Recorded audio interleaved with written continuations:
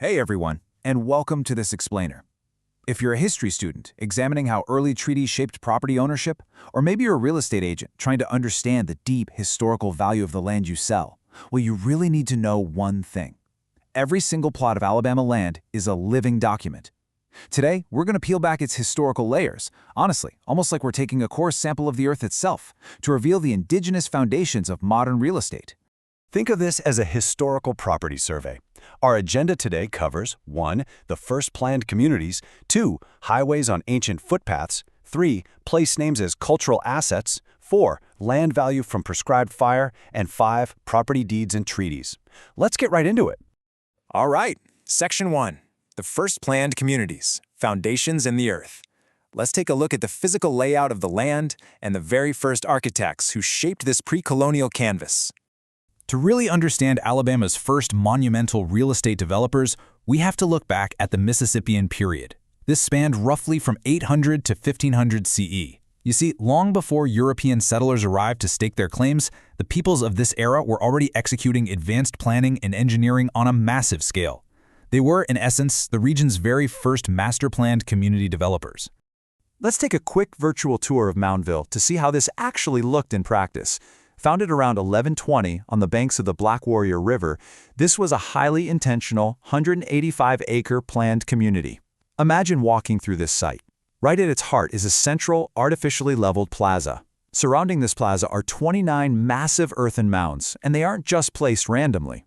The perimeter features residential and burial mounds, and the absolute largest residential mounds are placed strictly on the north side. It brilliantly illustrates an intentional social hierarchy embedded directly into the physical layout of the town for its estimated 1,000 residents. So, why does a 12th century city matter for real estate today? Well, the preservation of this prehistoric metropolis, which is now the Moundville Archaeological Park, casts a really long shadow. State laws grant Alabama the exclusive right to explore and excavate these ancient sites. Practically speaking, this means that the development, zoning, and modern real estate patterns in Hale County today are directly dictated by the presence of a protected archaeological treasure. The past is literally restricting and guiding where modern concrete can be poured today. Moving right along to Section 2. Highways on ancient footpaths, the ribbons of commerce. Let's see how indigenous networks laid the literal groundwork for our modern infrastructure.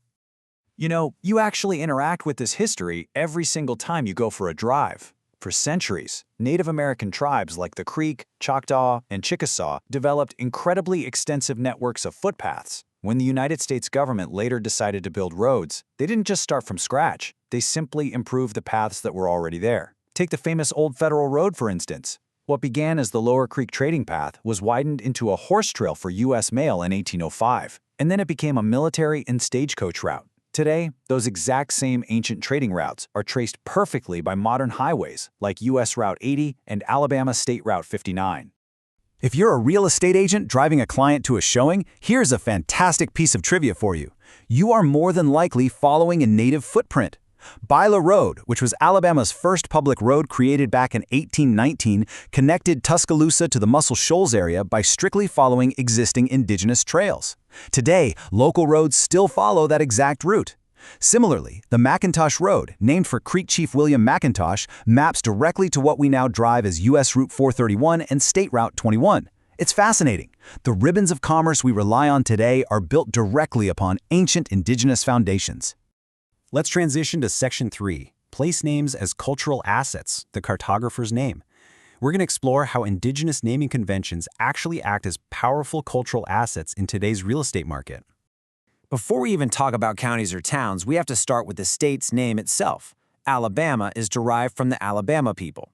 In the Choctaw language, the phrase translates roughly to thicket clearers or plant cutters. This deeply edged cartographic DNA isn't just a fun historical footnote, it is the fundamental brand of the entire region. Consider how these native place names function today. Talladega comes from Muscogee words meaning town on the border. Wetumpka is a Creek phrase for rumbling waters. Ataga derives from an Alabama phrase meaning pure water. These names are absolutely vital cultural assets. For real estate agents and local communities, they are marketing tools that convey a profound sense of place, history, and community identity. Think about it, when you're presenting a home in Wetumpka to a prospective buyer, you aren't just selling square footage. You are selling the legacy of the rumbling waters. It adds a completely different layer of value. Which leads us perfectly into Section 4, Land Value from Prescribed Fire, the Ecological Foundation. Let's shift gears slightly and see how ancient indigenous practices are actively enhancing modern timberland and rural property values.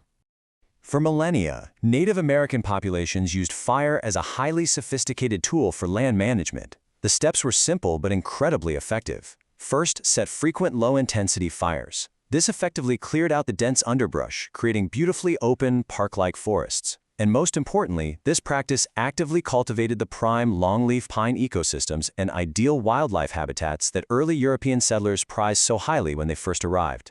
And here is where that ecological wisdom translates directly to hard dollars today. To quote the sources directly, a healthy, fire-managed longleaf pine forest can be a significant asset, directly adding to the value of rural real estate. Private landowners and conservation groups are actively returning to this indigenous practice of prescribed burning right now. It's prized for timber, game management, and just pure aesthetic beauty. So an ancient ecological practice is quite literally a measurable value add for modern rural real estate and forestry investments. Finally, we reach Section 5, Property Deeds and Treaties, Displacement and the Grid. Let's conclude our property survey by looking at the legal mechanisms and the historical sessions that created the modern property grid we use today. To truly understand how today's property lines were drawn, a history student has to trace this specific timeline. The orderly grid of counties and townships was drawn on land ceded from Native American hands. It largely kicked off with the Treaty of Fort Jackson in 1814, following the Battle of Horseshoe Bend, where the Creek Nation was forced to cede territory. Shortly after, infrastructure like Byler Road was formalized in 1819. Then, the Indian Removal Act of 1830 and subsequent treaties led to the forced removal of the Creek, Choctaw, and Chickasaw nations. Their lands were then surveyed, divided, and sold piece by piece to create the current property system. The sheer scale of this transfer is staggering. Look at this number. Over 21 million acres. That is the amount of land ceded in the Mississippi Territory under just the 1814 Treaty of Fort Jackson alone. This massive land cession opened up vast, fertile territory to white settlement, fueling an intense, almost frenzied demand for real estate, historically known as Alabama fever. And this brings us to a very unique aspect of today's real estate market. The Porch Band of Creek Indians is the only federally recognized tribe in Alabama today. They maintain a sovereign presence on trust lands located down in Escambia County. Now, because these are trust lands, they are exempt from state and local property taxes. This unique legal status, which is a direct consequence of those removal-era treaties we just talked about, means the tribe plays a distinct and highly powerful role in modern real estate investment and regional development. So, what is the crucial takeaway from this explainer? It's that a piece of land is never, ever just a blank slate. Beneath the asphalt of your commute is a centuries-old trading path. Behind your county's name is a Muscogee word. In the local timberlands, you'll find the living legacy of prescribed fire. And your very own property deed traces right back to those early 19th century treaties. I challenge you. Take a look at your own local deeds and neighborhood maps. What hidden historical layers exist right beneath your feet?